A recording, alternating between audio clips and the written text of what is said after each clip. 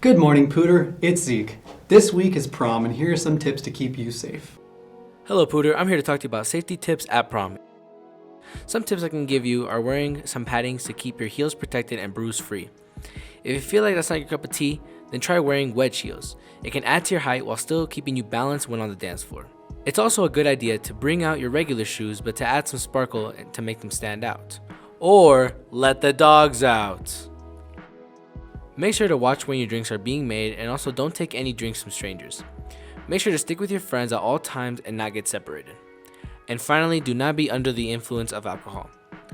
According to Safe and Sober, 30% of students ages from 16 and 19 believe that they or their friends will consume alcohol. 82% say that their friends will drive under the influence of alcohol instead of calling an adult. Important tips that Promises.com and the Meridian Police Department promote are to plan with your friends and what you guys are going to do for prom night, knowing who's driving, and also make sure that you have an adult that you can call if anything doesn't go according to plan. Let prom night be a special and spectacular time to be with your friends and not let alcohol come between that. Have a golden time at prom, Pooter. After prom should be just as fun. Here's some more info from Journey.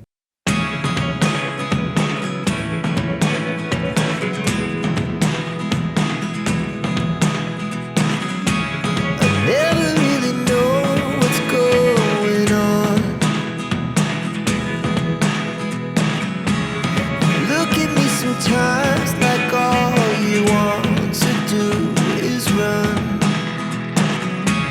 Hear me out, hear me out. If all the things you never show, there are the things I want to know. Secrets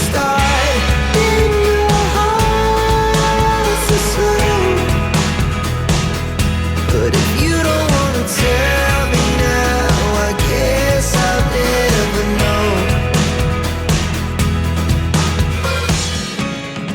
Losing almost all. The SAT is coming up fast. Here's Miss Mosnick with some more info.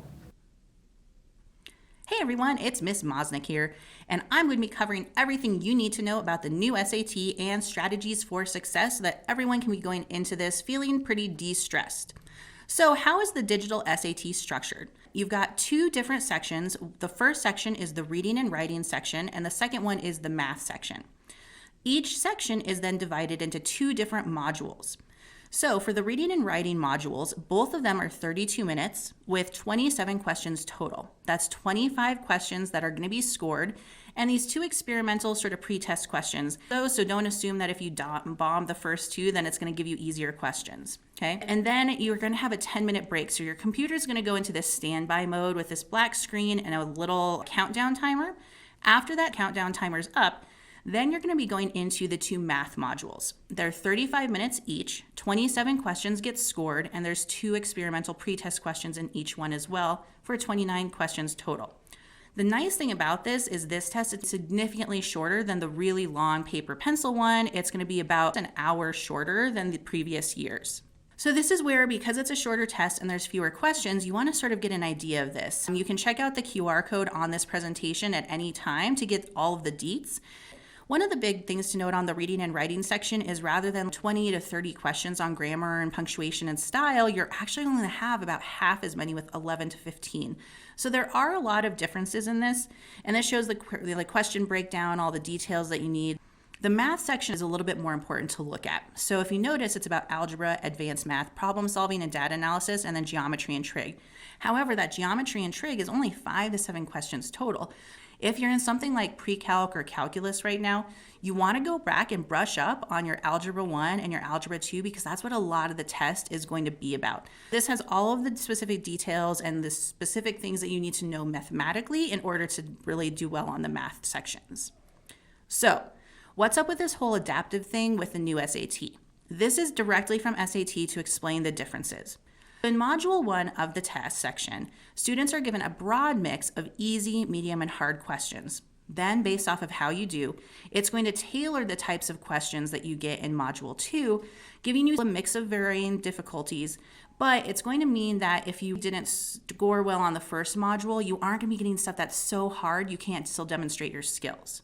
According to SAT, it's a test that retains the precision and reliability of a longer linear test, those paper ones that we used to take, because the difficulty in the second module in each section is personalized based on your performance in the first one.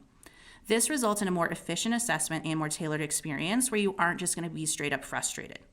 Second, unlike most question-by-question adaptive testing models like MAPS testing and NWA, students are taking one digital suite test and then they can navigate freely through that even though it's adaptive. So you can skip some, come back, go back to other things, skip ahead. Scoring, it still is a 1600 for the perfect score, and in theory, this new adaptive digital mode is more equitable. It's a shorter test that aims to actually test what you know versus how good of a test taker you are or how much you can get done in a specific amount of time. You actually have more time per test question than you used to have. The goal is still to answer every question because you get the points for the questions you get right. Even though it's adapting, it doesn't mean that easy questions get a lower score.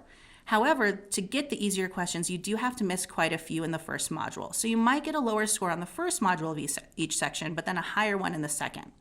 Why is it important? It is going to connect you to 2- and 4-year colleges. However, one of the things is some of the Ivy League schools or their equivalents like MIT or UT Austin are starting to reinstate the SAT and ACT test requirement. If you think you're going to be going to a competitive college, you might want to look and check because a lot of them are going back to not being test optional. The best way to prep for the SAT is to do that practice test on the Blue Book app. You just have to make a College Board account. You will get your scores a lot earlier now, so within a couple days versus a couple weeks. So it takes a little bit of that mystery away.